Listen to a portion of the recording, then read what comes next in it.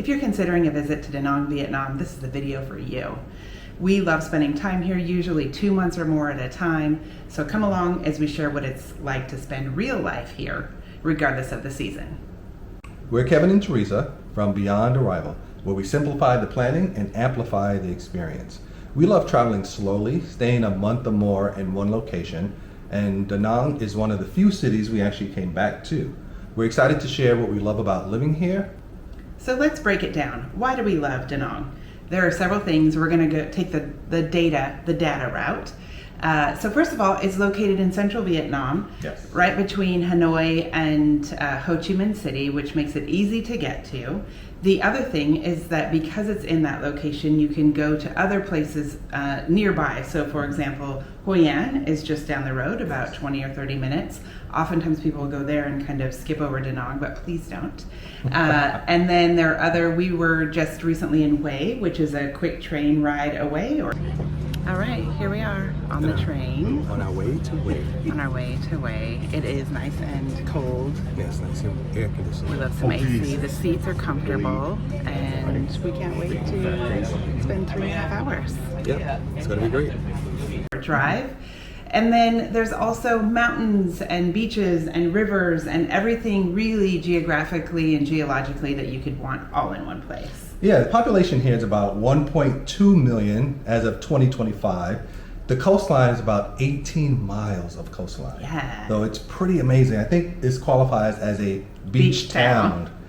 There's 6 major bridges that you have in the area, earning it the nickname of the City of Bridges. And most notable is the Dragon Bridge, which breathes out fire. But we'll talk about that a little later. So let's talk about the weather. People often are asking this question when we come to visit, and I see it on the expat groups. What's the weather like? Well, of course, there's no way to predict it perfectly. However, there are 2 seasons. Yes. There's the rainy season and there's the dry season.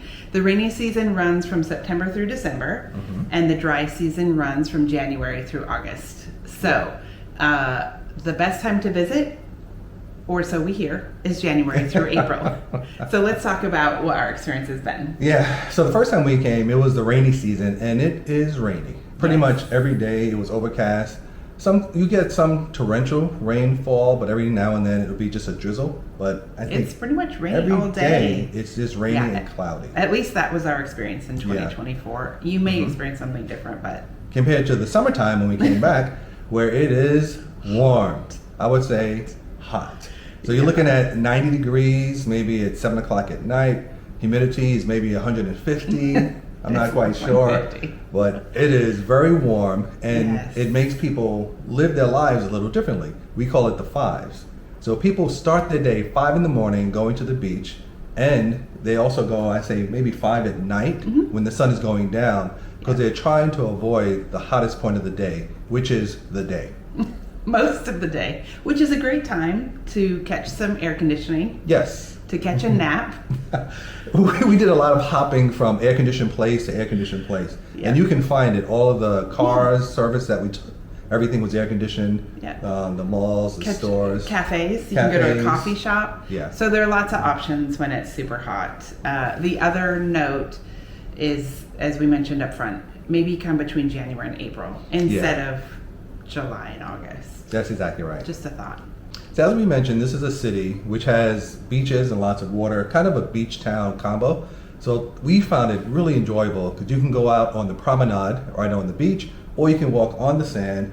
It's very shallow, so you can go out about 200 feet or so before you're going to get over your head in there. It's like a workout just going out far enough. Because the waves are still coming in. The waves are still coming in, but you're not, it's like maybe up to your waist or something like that. Then as we walk on the promenade, there's little sections you can exercise, you can do pull-ups, dips, other twisty machines and other things. But it's very family friendly and a nice place to go. And they have little shops out there. We call them little stalls where if you want to get food or drink or pizza or something like that, you can do that as well. And they have volleyball on the beach. Yeah. So lots of volleyball. If you feel like you want to hit the ball around, you can do that. I've seen paddleboarding. Yeah, there's a little bit of paddle boarding that we see out there. Parasailing. There's People all types swimming, of, yeah. doing some laps out there in the ocean. Yeah. So there's a lot of activities you can do while you're here in the beach. So it's a very useful, because sometimes when you go to a beach town. Yeah, sometimes beach town people just sitting out in the sun, which Yeah. you do have some of that here, but it gets really, really hot, so you're not going to be out there for long. So then what do you do next? Yeah. Lots of activities to do while you're here. And then if the beach isn't for you, you might want to consider the river. A river. So let's spend a few minutes on the river. It's the Han River, which, as we mentioned earlier, there are 6 bridges across That's this right. river, which are gorgeous. So you could just go look at bridges if you want.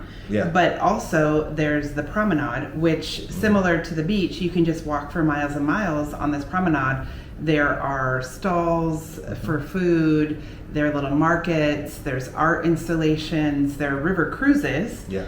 Dinner cruises on the river. So there's just so much that the city offers from a water perspective. Whether you like the beach or the river, you can have both. Either one. Yeah, both are a good option. Let's talk about the food and all the different options that you have here in Vietnam. So you have a lot of the traditional dishes like banh mi, which is a sandwich, very soft bread, some meat and herbs inside, which is delicious. There's another dish, traditional, which is pho, which is more of a soup with some noodles. It can be vegetarian or you can have some meat in there. I've had something called bun chai, which is, I don't know what it is, but it's delicious. And a lot of Vietnamese dishes as well as vegetarian things. But if you want something more international, you can find that here as well. We've had some really, really good Indian food and some good Thai food, among others, while we've been here. And we also went to some bakeries. The French bakeries are amazingly good. We've gotten cookies. I like cookies. And I've gotten these small cookie-ettes, if you want to call them that, and they just melt in your mouth. So you can find many different options here, different types of foods while you're here. Yeah, that's right. And in terms of it having an international cuisine, I would say I think if you think of any city that's over 1 million people, what we have found when we travel is you're likely to find food from around the world. More different options. Yeah, we don't often choose it, but I know there's a lot of American-ish food here, like pizza. I don't know. Is that American? It's good. Well, the other thing you can find is some really good fried chicken here. Yes. So there's a KFC, and then they have their own version. They're both delicious. We think they share the same kitchen, but we're not sure. They probably don't. Okay. So lots of options on the food. So let's talk drink, because if you know me, you know I love coffee, and this is a coffee mecca, for lack of a better word. I've even blogged about it. I'll put a link down below about Vietnamese coffee because it's super special. Vietnam is the second largest producer of coffee in the world. Yes. But what's interesting is they actually use Robusta beans, which are stronger than the Arabica beans, and they're not as sweet. So you might seek them out in other parts of the world if you have a chance. So we drink lots of coffee, we being me.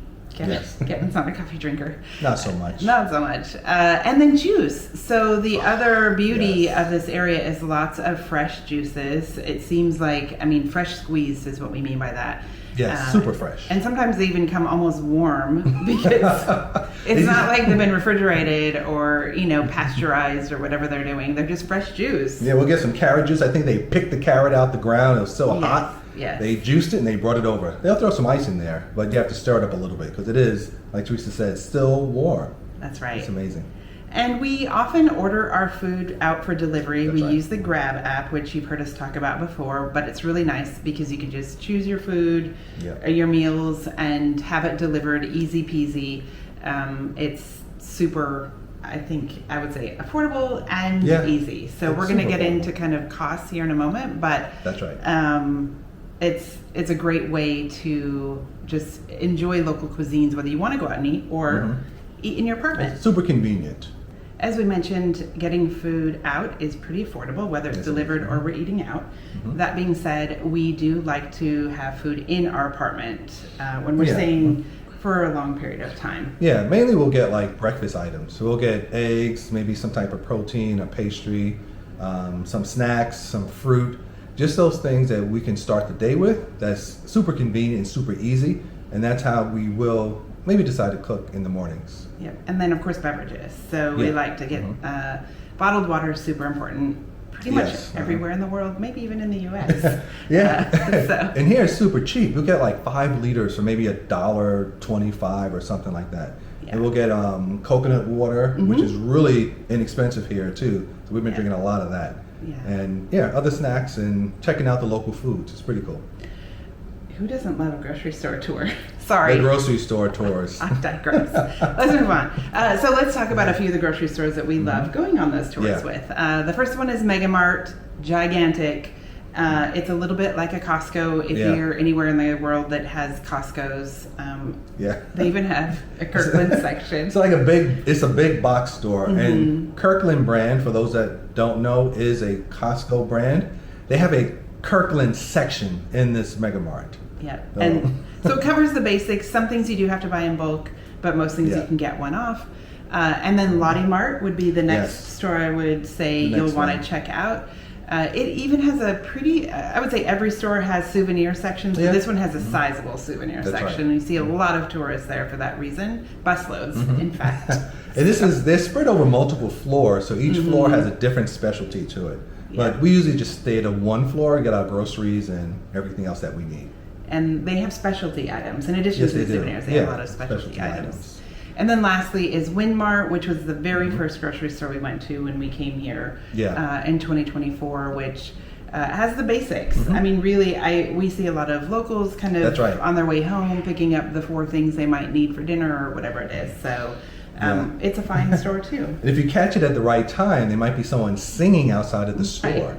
They had live music one time we went by, and that was really cool. And we went to the one at the mall specifically, but there are some smaller convenience store size Winmarts. So just as an honorable mention, I know a lot of expats or foreigners like to shop at Moon Milk, I believe it's called. And it has very specifically a lot of, I would say, imported items. That's right, and that are designed to serve those who are traveling. The prices are a little high, but if you need it and it's convenient, go there. There are lots of options of places to go and buy your goods. Let's take a moment to talk about overall cost and how far your dollar goes. We've heard and we've getting different comments about how cheap it is here. Now, it's all relative. Because one of the things we realize is that when you go somewhere else, your purchasing power is very different from your local country. And here, your purchasing power goes so much further, and you're able to buy the same or better quality, but it's less expensive. So that's what purchasing power comes to in like a nutshell, is how far does your dollar stretch? And we love it here because we're getting high quality goods, but we're not spending as much for those same goods. So we could start off by talking about accommodation. And you'll see everything on the internet from, you can get a place to stay for as low as $200, $250, and on up. In our experience, especially if you're just traveling as a slow traveler, you're probably, for a 1 to 2 bedroom, you're going to be spending at least $800 a month, especially if you want to be near the beach. But it can really vary. Now, if you're long term and you're signing a lease for a year or longer, you might find something at the 500 or less range, but just be mindful that's kind of the accommodation. But you're getting really great accommodations. It's fantastic. And the other thing is when we do order out, because it's so inexpensive, we're spending maybe $5 to $10 every time we order food, and then we have stuff left over from that order. So it's just pretty amazing how far your dollar can stretch while you're here, and the quality of the goods is top notch. And I mean, ordering out or eating in the restaurant.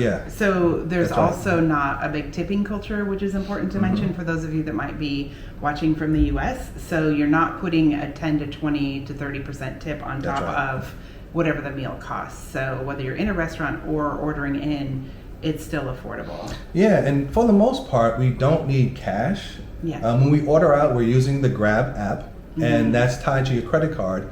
But when we go to restaurants, we're using our credit card. And so we don't necessarily have to have cash with us. We will every now and then, and it's easy to get it. We'll just go to an ATM machine, take out some cash, and we'll buy things maybe for like smaller vendors or souvenirs that aren't a big store or a big shop. But I would say 90% of what we do is with card. And I think it's good to have some coffee as the coffee drinker in the house. Coffee shops are one of Yes. the places where we've definitely come across. Yeah. They typically are cash only. So Which is surprising. also nail salons and Yes. maybe Mhm. hair salons. I'm not sure, but The service industry. yeah. So Yeah. you'll see that but you don't need a ton of cash. So what's No. the conversion? Mhm. Is that 100,000 is 100,000 VND is about $3.80 yeah. as of August 2025, but it might change Yeah. tomorrow. Which made us millionaires instantly when we. So when we go to the ATM, we use a debit card that Yes. refunds any foreign fees. So That's right. it's great for us because we usually just use that a reputable ATM. So don't just go Yeah. to any ATM in a back alley because that's not a good idea. And we take out $1 million VND or so. Is that right? And that usually works for a while. Yeah. But one thing to do is make sure you have some type of cash with you. So if you want to leave, before you leave country, get something because you can probably do it at your bank. But Mhm. if you didn't have a chance to do that, it's so easy to get cash here at any ATM machine. It should not. Yeah, it shouldn't be a stress point, is what I It's would not. say. They have Yeah. money changers in the malls and things like Yeah, that as well. all over the place. Yes. So along the lines of being affordable, there are some everyday services or even annual services that we Yeah. like to take care of here in Vietnam. Dentistry That's is right. one, haircuts is another, and nail salons is another. Yeah. And they're all just very affordable. We'll share a quick Mm-hmm. experience we recently had with dentistry. Yeah, so we go to the dentist here because it is top notch. It's considered one of the more expensive dentist places here in Da Nang, and a lot of expats go there as well as locals. And this is one of the most highly trained dentists I've ever seen. This guy does everything. We went in there, we got cleanings. This is no insurance, no coverage whatsoever. The cleaning was about, 30, 40 minutes, 11 USD for that cleaning. And this is without insurance. So you just can't beat that. Your dollar goes so much further and the quality of care is so much higher. It really is. And I mean, our approach is to look at reviews Oh yeah. and to start small. So Start small. the first time we just went for a cleaning. That was and it. then I was like, well, as long as I'm here, can you check this tooth? And I ended up getting an implant, Yeah. which a full implant, which included everything from pulling the tooth to the bone graft to the blood work to the CT scan to the crown. Yep. $1,500. Multiple all in. visits. Multiple Yeah. visits spanning multiple months. Then he even did some extra work at no cost. It's like, oh, what's that? Let me take that off. Yeah. Like, yeah. So there's just a sense of let's do this correctly. Mm-hmm. Here's the fee. There's actually a price sheet, a rate sheet posted in Yes. the waiting room. So you know how much everything costs. There's no like, here's your dental plan and this is how much it's going to cost you. Everybody pays Mm-hmm. the same price. Yeah, this is a little bit more specific to people in the US because when you go for any type of medical care, dental care, you don't really know what the bill is going to be. That is not the case here. It is on the wall in multiple languages, including English for us, and you Yeah. see exactly what each service will cost before you walk out the door. Yeah. So we So really s- appreciate that. So speaking of costs, haircuts, Yes. $7 US dollars, and this is a fancy salon, the fanciest I could find. It was $7. They had all types of things going around her hair and spinning and dry. I was like, oh my gosh, are we in the future? Yes. And then if I want my hair washed, it's a separate service. Yes. And it takes 30 minutes to wash my hair. That was a spa treatment. Yeah. You went for a spa treatment. Correct. And it's like quiet, all this music. And So they yes, give you a thorough. massage, head massage. They that's right. put serums and all types of fancy things, and that was $5. So all in, hair wash, Yeah. haircut is $12. I've never looked. I know they do a bunch of other services. Mm-hmm. I don't color my hair, but I think if you wanted like hair coloring or That's right, anything yeah. along those lines, you can obviously find that too. Maybe I'll link the salon. That would be nice. Oh, that would be nice. They would Yeah, appreciate I'll that. link it. Really nice people. And I can't remember. I think the nail salons run about 15 US for both of them. That's all in for manicure and pedicure. So, Yeah. and they spend time. It's well done. So yeah, everyday services, everyday life, Yeah. you're going to be stretching your dollar a lot further. So aside from daily life, there are a lot of touristy things to do while you're here as well. One of the things we really like is the Dragon Bridge. This is a regular bridge that you can walk across or take a car, but Friday, Saturday, and Sunday night, it breathes fire. at 9 o'clock at night. It is so cool. Changes colors and you just watch the fire come out. We can see it from where we're staying, but you can also go on the bridge and see it a lot closer and right in the areas like a promenade next to it. But just be careful because when they finish with the fire, water comes out. And so if you want to get soaked in water, be close to the mouth of the dragon on Friday, Saturday, or Sunday. Yes. Additionally, we just happened upon a fun event this year. That was so cool. We were just finishing dinner and we heard some loud booms out the window, and there was a full fireworks competition going on. Competition? It was the Da Nang International Fireworks Festival, and it was the final night, so there were 2 teams remaining, but these fireworks went on, I think, for a good hour. There was a little intermission. In between. And we were watching it from our balcony, but I saw some footage from up close, and it was pretty incredible. Yeah. So that's a nice thing that we just happened upon. Yeah. There's also a place called Marble Mountain. Yeah. We passed different shops that are selling marble, and so we started to look into it. There's a mountain of marble where they're getting this from to make all these different sculptures and sell to people. It's really, really and you can pretty. climb up to the top and get some great views of the city and the ocean. That's right. So it's a very, I think, popular tourist destination. Yeah. The Big Buddha, which I wish I had the data on this one, but I want to say it's very big. It is tremendous. I would say maybe 3 stories high at least. At least, yeah. It's a very sacred site to a lot of people that come here. Yeah, it's a Lady Buddha. Lights up at night, so you can see it for miles, day or night. Yeah. Another, you'll see this anytime you look up Da Nang, is the Banha Hills area. It's a distance from Da Nang, I think it may be an hour or 2, and then you go up and you take a gondola and you go up further, and then there's hands holding up a bridge, and there's a French village, an amusement park, a casino, there's a ton of things there. Especially if you're traveling with a family, I think it would be a great place to check out. Anything else? I think those are the main kind of highlights. See, but I mean, we love daily life, so it's a nice balance of both. We'll take a walk on the bridge and just have a great time. One of the key indicators that people consider when they're traveling, us included, is safety. And we always try to figure out is this a place that we feel safe, whether you're a solo traveler, whether you're a woman traveling. And I would say a resounding absolutely safe in Vietnam. And we've traveled to cities like Hanoi, we've traveled out to smaller towns, and specifically here in Da Nang, we have found it incredibly safe, day or night, on the beach or in the city. And some examples are... We'll see people outside at 4 a.m. going for beach swims and doing the exercises. We see remote workers in coffee shops where they'll leave all their stuff there and go somewhere. I don't know where they go. Some go to take pictures, some go to the restroom, and everything is fine. So you see a lot of safety there. And so I think because of that, this is good for couples, families, solo travelers, early retirees, pretty much anyone that wants a safe beach town that's extremely affordable. Is there anyone that we would say it's not good for? I can't think of anyone. Maybe if you want intense party life, it might not be. But other than that, even that, you can still find your niche while you're here. It's a welcome, easygoing community, and there's plenty of quiet if you want it, and you can find a party if you don't. That's right. The other thing to note is there's a strong, I know for those of you who might be digital nomads are thinking about, but is there a place to work? There absolutely is. There are multiple co-working spaces. We've checked out a couple of them since we've been here. They're lovely. There's, Wi-Fi is incredible here. We've never had a problem with Wi-Fi that I can think of. No, and some of the co-working spaces are hybrids. They'll do more than one thing. So it might be coffee and then yoga, or a co-working space and something else. Community hub. That's right. Because I know a lot of people are traveling solo. But then at the same time, we mentioned the bakeries and the cafes.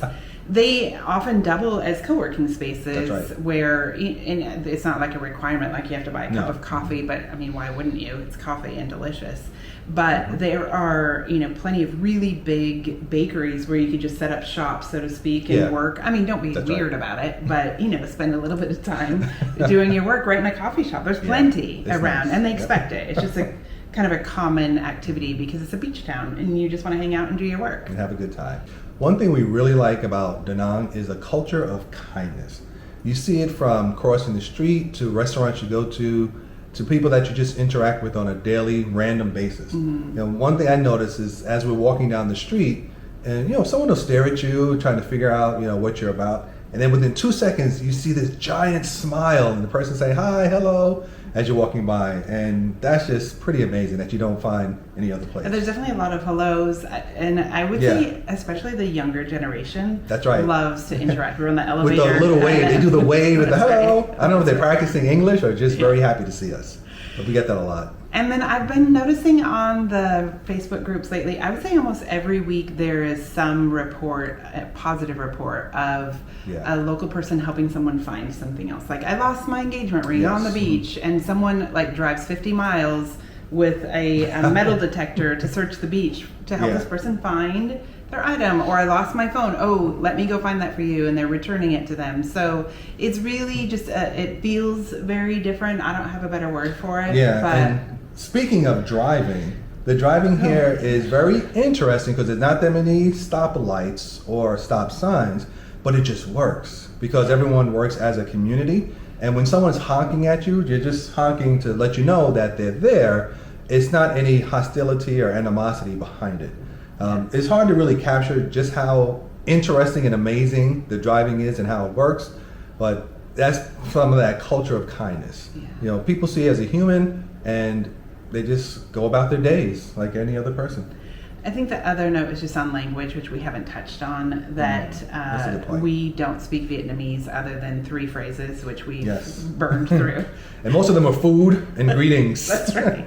Which is good enough to get by in most cases. However, it's really, I just want to note this because it's not an issue if you come here and you don't speak Vietnamese. In fact, everything I've followed on this, it is a very difficult language to just pick up, unlike, I would say, Spanish or something like that, where things kind of sound the same or it's easy to pick up. So, and that's fine. I would say the people here are a lot of people speak English. Yes. And a lot of people are comfortable using Google Translate or some type of translation app. We've been through this a few times, like if we're looking for something in the grocery store. Yeah, we'll type it into Google or say it into Google or whatever language app you have. It'll translate, you show it to the person, and they'll do the same, and extremely willing to help you and patient as you go through that translation process. No big deal. You'll be fine. Yes. If you're at all considering a visit to Da Nang, Vietnam, we hope that this gave you a peek into daily life, as well as even if you have a week or two, stop on by. We put this on our list of recommended places to go. Yeah, it is. It will always be on our itinerary when we're in Southeast Asia to pop over, regardless of where we are, whether it's to get our teeth cleaned or to spend a day or two at the beach. It's just a great, I'm going to say town. I know it's a city, but it just feels like a big, small town. It does. It really does. Well, thanks for watching. We are Kevin and Teresa. And if you want more videos like this, please don't forget to subscribe to Beyond Arrival, where we simplify the planning so you can amplify the experience. Thanks for watching.